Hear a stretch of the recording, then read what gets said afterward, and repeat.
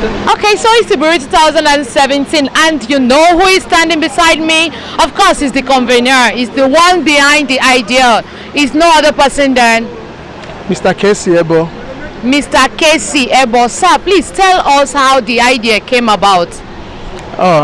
Ideas and Vocation Foundation came as a result of my several failures in serial businesses I tried, ranging from barbing. I failed in barbing, I failed in poultry farming, I failed in produce business. I tried my hands in a whole lot of things and I failed, and there were reasons for those failures. So, but each time I fell, I had to take one or two lessons from it, and I still see people making the same mistakes that I made. The passion accumulated in my heart that people should be made to know that their success is determined by the information they get, by the exposures that they have, and by the actions that they take, the environment also. So that's exactly the essence of Ideas and Vocation, trying to give flesh to people's ideas, helping them go through it and bringing out the success that is required.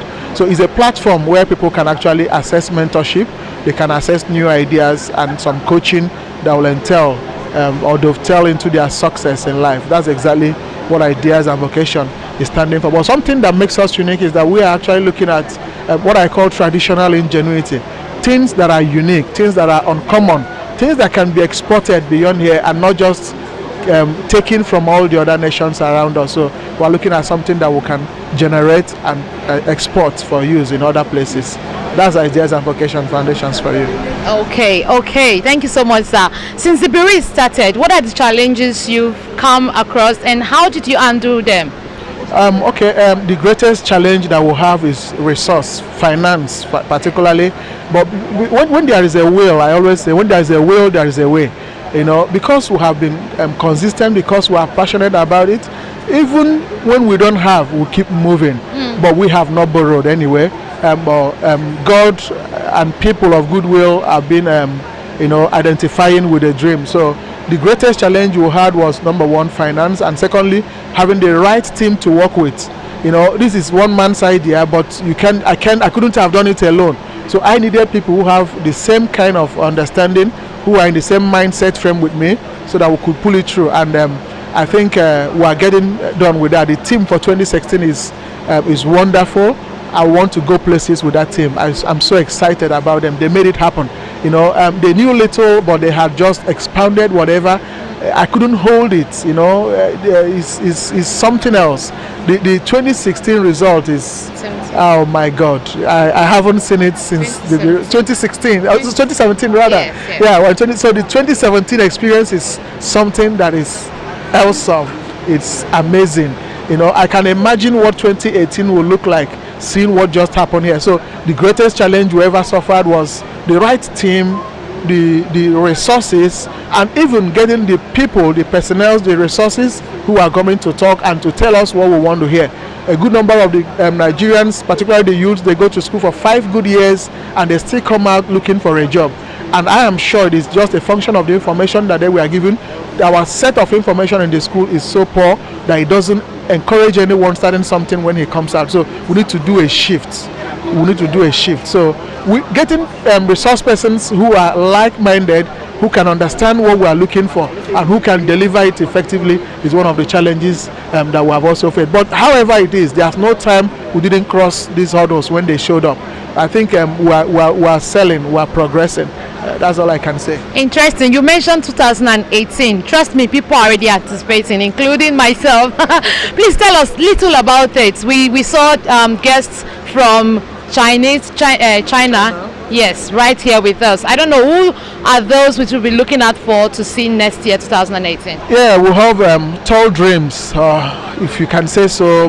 2018 will definitely be better than 2017.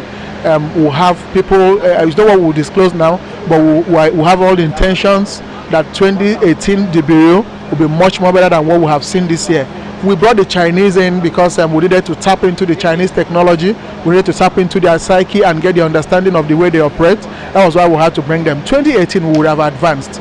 And of course, I need to let you know, the date for 2018 debut is already set. It's Wow, known. It's on the interesting. 22nd of April 2018. Whoa, It's already whoa, set. wow. So the plans for the next bureau is already set, and I can only say you should watch out and see what's going to Watch happen. out. Just watch out and see what's going to happen. But before then, I'm sure the testimonials of 2017 would have railed into the system. Everybody would have seen it. It would have been more glaring. So because I'm persuaded, I'm so sure, that something is coming. It's a revolution. It's a revolution. We are now taking our fate into our hands. Every other thing would have failed us.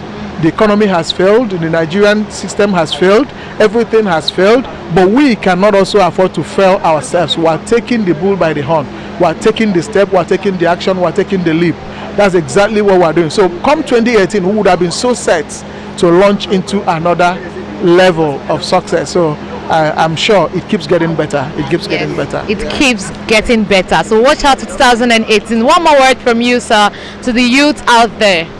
What I said is the greatest challenge the youth of this generation we have is collaborative advantages. The system has not, or the environment hasn't allowed a good portion of that to be expressed. We need people to collaborate in businesses, and that's the only way we can do it. If one man has 100,000 and the other man has 100,000, I know it's a difficult thing to put the two together, looking at our system and what is obtainable. But we need to create a platform where we can groom people who have integrity, people who have trust, people who can people who are reliable. Bringing them together. Somebody could have a vision, but he doesn't have the skill that is required. When we put all this together, there is no idea that will excel when there is no vision, no skill to it. Like when I said I failed in a whole lot of things, I failed in barbing salon because I didn't learn how to barb. And I jumped into barbing and I failed because the people whom I hired to barb were not always there, and when people come to be satisfied, there wasn't anybody to attend to them. So I failed because I didn't learn. You might have an idea, but you need a skill. That will be so. When we bring the idea and we bring the skill, it may not come from one particular person. It could come from 2-3 people, and they collaborate. I'm sure we can get something that is a lot more of value than what we are seeing in the today business world of Nigeria. So I'm looking at collaborative advantages. So we will also be looking at building bridges for people so that they can excel in their engagements. I think that's my word for the youth. That's my word for every businessman. Don't just think that you've got it all to yourself. Think out, allow people to come in. Sometimes we look at money, but it's not about money. People can put in equity into your business if you have the idea, you have the skill to run it. So collaboration is the currency for the new, particularly with the economy that we are facing. So we all need a whole lot more collaboration so that we can succeed. So I think my word is, let us go out to collaborate. Let us go out to collaborate. Thank you so very much, sir. Thank you. Thank you for staying with us. Enjoy yourself. Sit tight. Enjoy the rest.